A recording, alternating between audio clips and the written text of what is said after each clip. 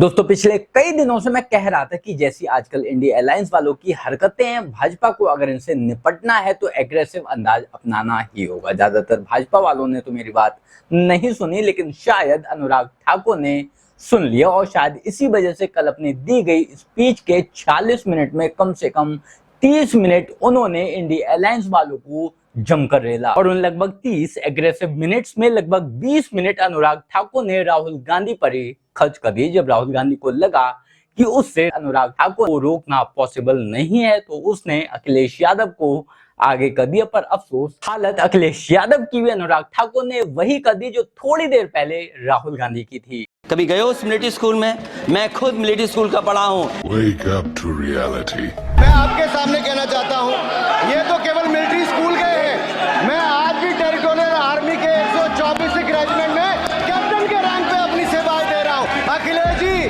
केवल ज्ञान मत बांटिए। दरअसल अखिलेश यादव अनुराग ठाकुर पर अपने आर्मी स्कूल का बैकग्राउंड होने का रौब मारने की कोशिश कर रहे थे और भूल गए कि अनुराग ठाकुर आज भी आर्मी के साथ में एफिलिएटेड हैं और उनके लिए काम करते हैं। अनुराग ठाकुर के पंचेस खाकर अखिलेश यादव का मुंह जरा सा रह गया। बाकी क्या कुछ हुआ इस डिबेट में, इस बहस में, चलिए देखते हैं। माननीय सभापति जी, कुछ लोग ओबीसी की बात करते हैं। मैं ये कहता हूँ, इनके लिए ओबीसी है। गौरव सुनिए, गौरव बड़ा इंपॉर्टेंट है। आप काइंडली माननीय सर, इनके लिए ओबीसी का मतलब है only for brother in law commission,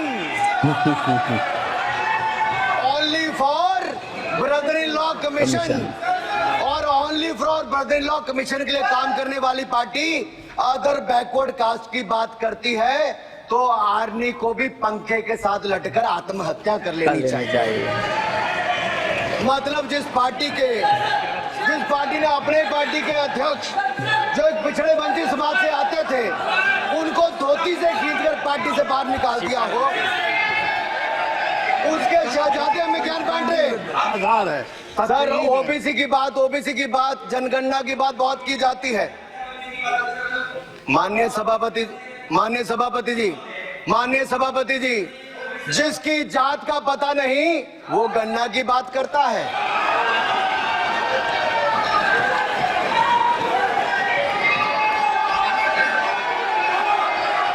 जिसकी जात का पता नहीं वो गन्ना की बात करता है।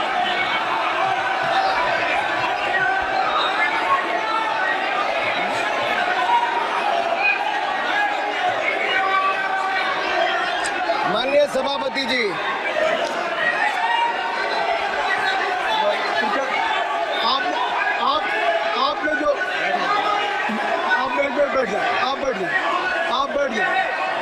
आप बैठ जाए। माननीय अखिलेश जी, आपने जो बात उठाई है मैं उसको दिखवा लूँगा। मैं आपकी बात को ले रहा हूँ। उन्होंने जो बात कही है, आप जो विरोध कर रहे हैं मैं उसको दिखवा लूँगा। बैठ जाए श्री अखिलेश महोदय, सभापति महोदय, मैं केवल इतना सभापति महोदय, स्वागत दादा, अभी क्या तरीका? सभापति महोदय, मेरा आपसे केवल इतना निवेदन है। माननीय मंत्री रहे हैं, बड़े दल के नेता हैं, मंत्री रहे हैं, बड़ी बात कर रहे थे। मैं महाभारत, शकुनी, ये सब बातें कह रहे थे, दुर्योधन तक यहाँ ले आई है। मैं केवल सभापति महोदय इनसे ये पूछना चाहता हूँ, आपने जाति कैसे पूछ ली है बताइए बस मुंह से। आप जाति कैसे पूछ सकते हैं? आप बताएं, जाति कैसे पूछ सकते हैं? आप पूछ के दिखाओ जाति। तुम आप जाति कैसे पूछोगे? तुम कैसे पूछोगे जाति? नहीं, जाति नहीं पूछ सकते आप। आपने कह दिया ना, अब आप हमारी जाति नहीं पूछ सकते। आप हमारी व्यवस्था सुन लें, आप मेरी व्यवस्था सुन लें। कोई सदन में किसी की जाति नहीं पूछेगा। अनुराग ठाकुर जी, मैंने इसको स्पष्ट कर दिया। नहीं, श्री अनुराग ठाकुर जी। माननीय सभापति जी, बात आ माननीय सभापति जी, उस समय के प्रधानमंत्री स्वर्गीय आरजी वान जी ने यही कहा था कि ओबीसी के आरक्षण का विरोध करता हूं। ये तो सदन में है। आरजी वन ने कहा था कि मैं ओबीसी को आरक्षण का विरोध करता हूं। अब ये तय करें कि वो सही थे या ये सही है, और आपकी पार्टी गलत थी कि आप गलत हैं।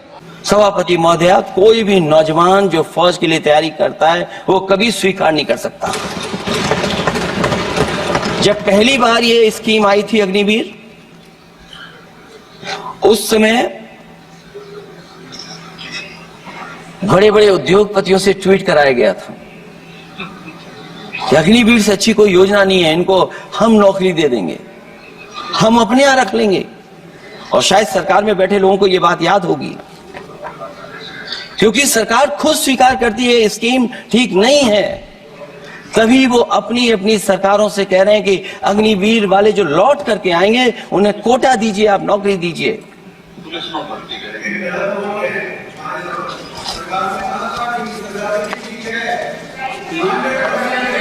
नहीं ठीक है, नहीं ठीक है, नहीं ठीक है। बीजेपी मुख्यालय पे चौकीदार लगाएंगे। सभापति महोदया, मैं बैठ जाता हूं, आप खड़े होकर के कह दीजिए अग्निवीर व्यवस्था अच्छी है। मैं इस सभा में खड़े होकर कहता हूं, उस राज्य से तो हिमाचल प्रदेश से जिसने पहला परमवीर चक्र विजेता मेजर सोमनाथ शर्मा दिए। कारगिल के युद्ध में सबसे ज्यादा शहीद होने वाले हिमाचल प्रदेश के वीर नौजवान थे। 4 परमवीर चक्र विजेता हुए, उसमें से 2 कैप्टन विक्रम बत्रा और सूबेदार संजय कुमार हिमाचल प्रदेश से हुए। और मैं कहता हूं, जी हां, जो लंबे समय से मांग थी 1 रैंक 1 पेंशन की किसी सरकार ने पूरी नहीं की, वो नरेंद्र मोदी जी की सरकार ने यहां पर पूरी की है। और मैं एक बात और कहता हूं, अखिलेश यादव जी सुन ले, अग्निवीर में 100% एम्प्लॉयमेंट की गारंटी है और रहेगी। माननीय सुधा साहब अपनी बात। सभापति महोदया, जो मैंने बहुत छोटा सवाल पूछा था, मैं दूसरी बात कहता हूं। अगर ये जो बात आप कह रहे हो, तो आपको जरूरत क्यों पड़ रही कि आपको उत्तर प्रदेश में और प्रदेशों में कोटा देना पड़ रहा है 10%? सभापति महोदय,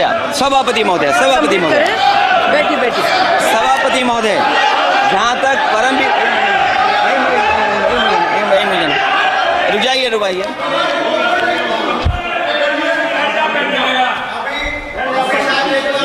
अरे सुन लेने दो। माननीय सदस्य साहब अपनी सभापति महोदय, चेल जानते हैं आप कहाँ हैं? चेल जानते हैं आप कहाँ हैं? कभी गए हो उस मिलिट्री स्कूल में? मैं खुद मिलिट्री स्कूल का पढ़ा हूँ। और आप परमवीर चक्र की बात कर रहे हो, तो हम भी तमाम नाम गिना सकते हैं। माननीय परमवीर चक्र आग्रह कर रही हूँ, आपस में चर्चा न करें। ये सभापति महोदया, जी 1 मिनट से भी कम, मैं आपके सामने कहना चाहता हूं, ये तो केवल मिलिट्री स्कूल गए हैं। मैं आज भी टेरिटोरियल आर्मी के 124 रेजिमेंट में कैप्टन के रैंक पे अपनी सेवाएं दे रहा हूं। अखिलेश जी केवल ज्ञान मत बांटिए, राहुल गांधी जी के साथ बैठकर अब वाहे बुलाने का झूठ बोलने की आपको आदत पड़ गई। प्लीज बैठिए, प्लीज।